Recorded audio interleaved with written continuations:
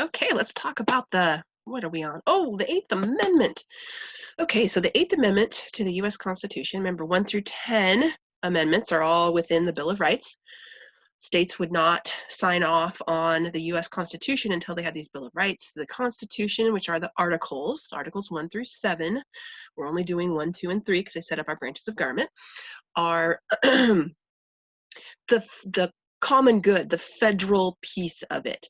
And states and individuals and anti-federalists would not get behind the US Constitution unless there was some sort of protections for people's and states' rights. And that's the Bill of Rights. Okay, so that's where we're at right now with Amendment 8. Our book, remember, has where the amendment is specifically stated as saying, and you can just take it right, put in quotes, don't forget, put in quotes. And then the notes here are on our website. Let's go ahead and pull up where the summary is. And the Eighth Amendment is all about cruel and unusual punishment. It's allowing defendants to post bail if they can afford the bail that is set. And that way they don't have to stay in jail for a tremendous amount of time. And this goes again back to the founding of our country, because the king could throw you in jail, didn't have to tell you why you were being thrown in jail, and then keep you there for a really long time. There's a very famous landmark in London, and it is called the Tower of London. Kings and queens too, if you were on their bad side or did something that they considered treasonous, they could lock you away in there for your life and never give you a trial or give you a fair allowance to address your grievances. It was just indefinite. That is why this amendment is in the Bill of Rights, is because the founding framers of our country, they really wanted to make sure that that judicial process was handled in a way where a strong majority or a strong leader couldn't take away and make those rights in the court system their own to play with. Okay. That's again why these are all laid out. They kind of seem like no-brainers today because that's how our system is set up, but they were not no-brainers at the time. It was a very new way of doing government. Um, Everyone thought we were going to fail. What? They won the revolution? Okay, let's see how that goes. First 10, 20 years, everyone thought, they're going to be gone. So you have to remember that even though we take it for granted today, it's a very novel way of structuring a country. And because democracy has been set up in other countries, not exactly like what we have in the United States, but similar in a lot of countries, we take it for granted that that's just the way it's always been, and it hasn't. Remember, feudalism based on monarchies in Europe was around for about 1,000 years, and in Japan was actually around for about 1,400 years. So our little tiny, 200 plus years in the bucket is small in comparison. But back to the Eighth Amendment.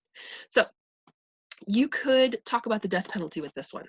That's typically when a case goes to trial and you have someone on death row and there's a case for appeal.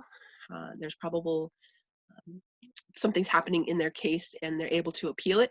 A lot of times to challenge the death penalty, you will have lawyers look to the Eighth Amendment.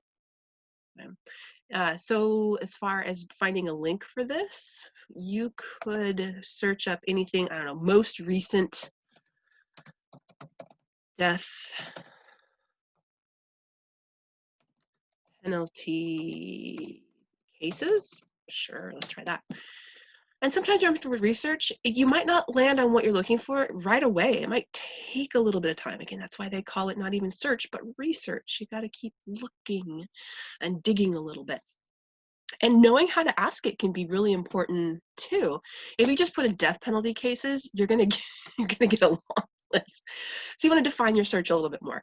Most recent death penalty cases, or link it. You could even link it to Washington State if you want to, or you could say what states have death penalties. What are the death penalties? There's a number of different ways that you could take your research with this. Okay. Washington used to have the death penalty. Our governor has suspended it. And it wasn't Inslee, it was, I'm blanking right now. But maybe that would be your link. Maybe the fact that, you know, Washington state had a death penalty. We had a maximum security facility right in our own backyard, and that process was put on hold. So I don't know, you could do a little research on that. Okay, death penalty information. I don't know if I want this source. I think I might want this source here. Oh, it's Wikipedia. Never, ever, ever cite Wikipedia. Don't do it. Step away from it. It can be a good place to start your research, but never, ever cite it. Oh, okay, let's try this one. When was the last person? Who was the last person executed in the United States?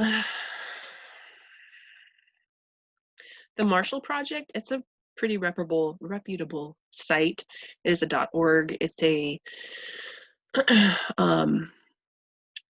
it's a site that looks at death penalty cases and makes sure that the evidence is correct, makes sure that the process has been followed, because it's a big thing to take a life. So on both sides. Okay. So we have a execution scheduled in Texas, it looks like.